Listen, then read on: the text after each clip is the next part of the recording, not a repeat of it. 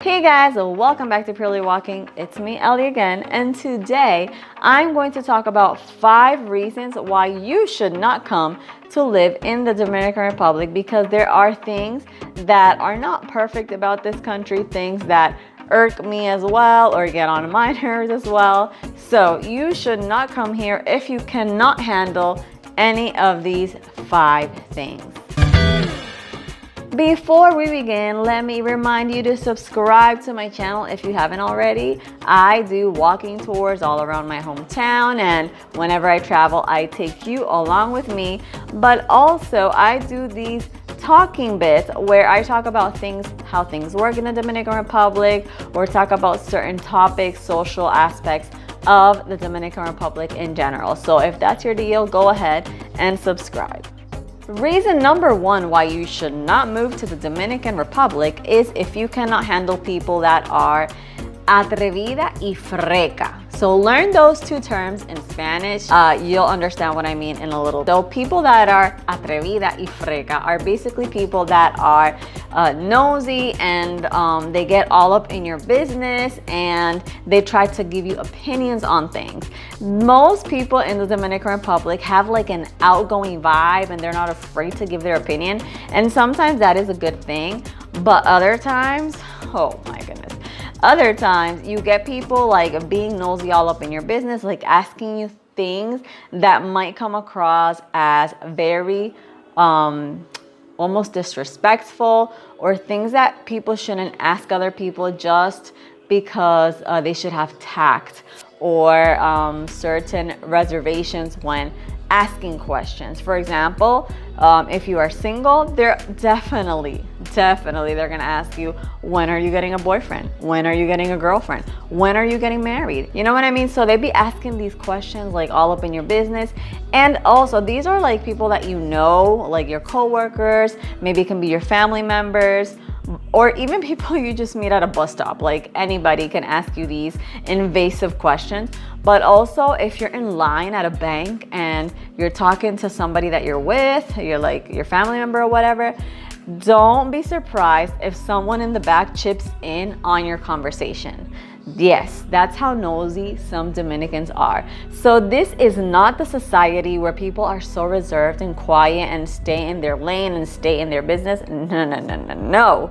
This is the society when people are all up in your life and they try to get into the conversation. They're outgoing and that's a good part, but sometimes it's a little much, okay? So if you cannot stand people being like this or getting like asking you questions or just getting in your stuff, then don't come to the Dominican Republic. Reason number 2 why you should not move to the Dominican Republic is if you cannot handle crazy traffic. Okay, so I live here in Santo Domingo, which is the capital of the entire country. There are 2 million people around there living in this greater Santo Domingo area, and there are more cars than you can count. Okay, there are traffic jams that are so long that it can take an hour for you to get somewhere that should have taken 15 minutes. All right, I've been there. Yes, I have.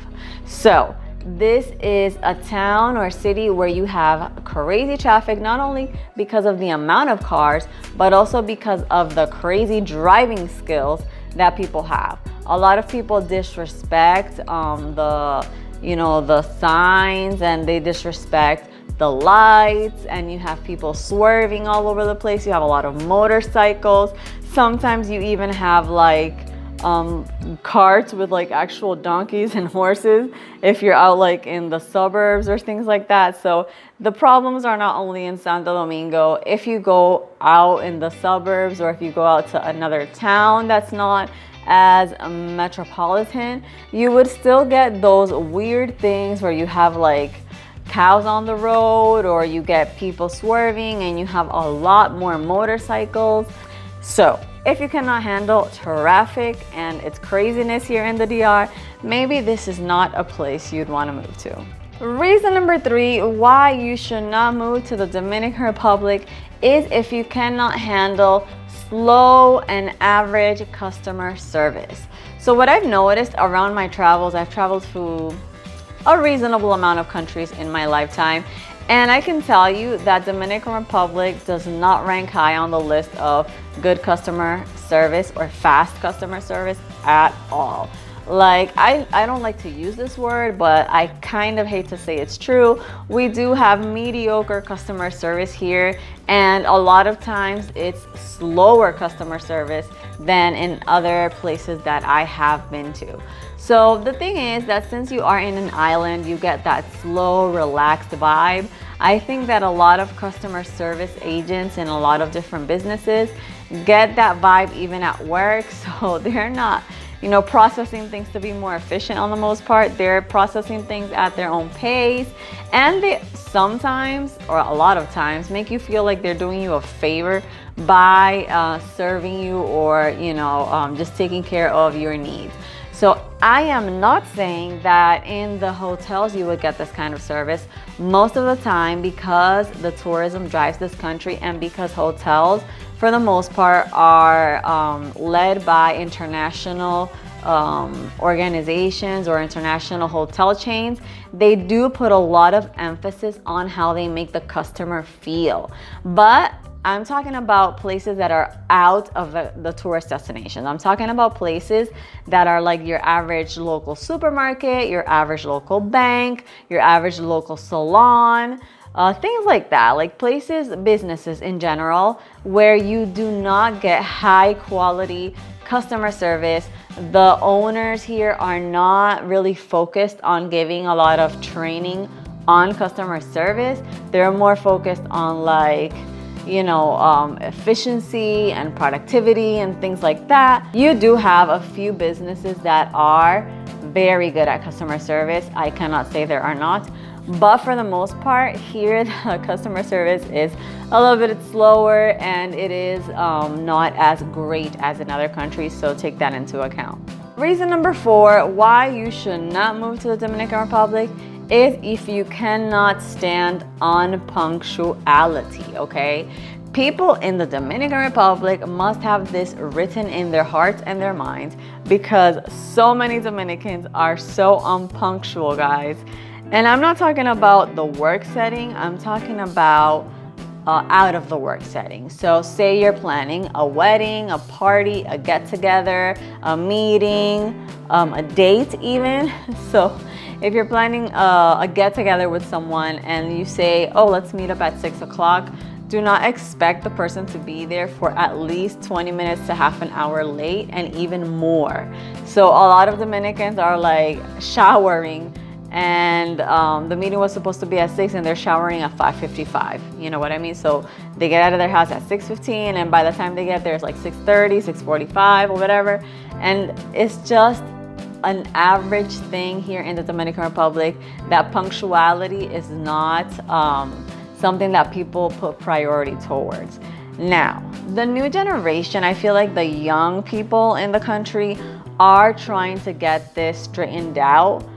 But still, Dominicans for the most part are not punctual people. So if you cannot stand, if you come from like Japan or come from one of those countries that is very strict on time, if you cannot stand any of this unpunctuality stuff and people being late to places or, starting meetings late because someone wasn't there on time, you cannot handle this country for now.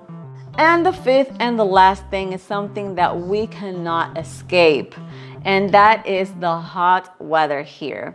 There are a few months in the year when the temperature goes down a little bit during the winter time. We don't really have, seasons like you would in the US, but during the winter months, which is like December through February, the temperature does go a little bit down and you can handle it with like a light sweater. But most of the year, guys, we have hot weather. And if you're coming on vacation, like if you're coming to the beach, to a resort, that's great. Like you're gonna enjoy the sunshine, you're gonna enjoy the beach, the pool, everything like that, and you're gonna enjoy yourself so much.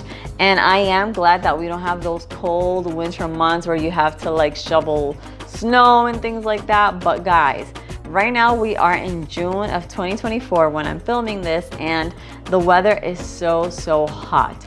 So if you're having a get-together in someone's house, for example, not everyone can handle, or not everyone has central AC units in their homes, and not everyone can afford to even have split AC units in their living rooms to like have guests a little bit cooler. So they would just put a fan in your face and blow the hot air around, and that's about it. So we have to handle the hot weather as best we can with a little, you know, Presidente beer or something like that, or a lot of Coca-Cola, a lot of ice, a lot of water.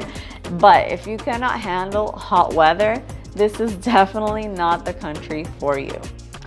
So guys, this is a reminder that most of the people that watch my videos are not even subscribed. Can you even believe it? So I'm going to ask you a deep favor, and that is to subscribe if you haven't already. It helps a lot. It means the world to me. And to you, it just implies a simple click on that red subscribe button. And I really do appreciate it because it helps this channel grow. We are almost at 7,000 subscribers. That is my goal for the rest of the year. So go ahead and subscribe and help a girl out. Alright guys, so what did you think about this list of 5? I am dying to know your thoughts below. What else would you add to this list? What would you tell people not to come here because they couldn't handle it? Let me know if you want to know my top 5 things about living in this country, and of course, if you want to know why I didn't stay in the United States, or I used to live before, and things like that. So I'd love to see your comments down below.